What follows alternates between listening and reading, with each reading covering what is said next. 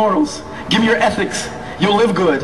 We'll see it in its proper place. We'll put it in proper perspective. No, I don't want it, because that's not important. You got to see this thing for what it actually is. You got to see it for what it really looks like. But in order to do it, you have to think a different way. You got to believe, be certain of your belief, and have the courage to do it. And have the courage to do it. And I know that sometimes, brothers and sisters, that may not be popular. The boss may not like you for that. You know that even in your classrooms, you got to even sacrifice. If your professor says something off the hook, and it ain't right, and you say to yourself, now if I speak out, that professor might give me an F. He might flunk me, and I need this class to graduate. You know how much power you're giving him?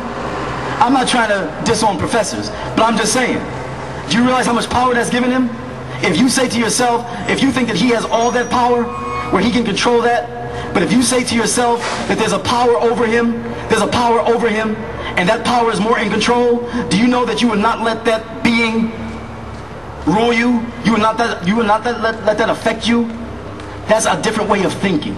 So don't think that these people have that kind of control over you. There's someone who has control over them. A higher power that has control over them. Once you tap into that higher power, you'll see this just for what it is. You won't be deceived by it. You won't be blown away by it. You won't be intrigued with it.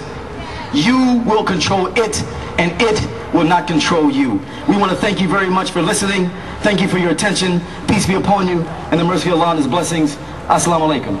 Allahu Akbar! Allahu Akbar! Allahu Akbar! Jazakallah khair. Thank you very much, Amir. Before we start the Q&A, we got a few announcements to make. Like Amir mentioned, this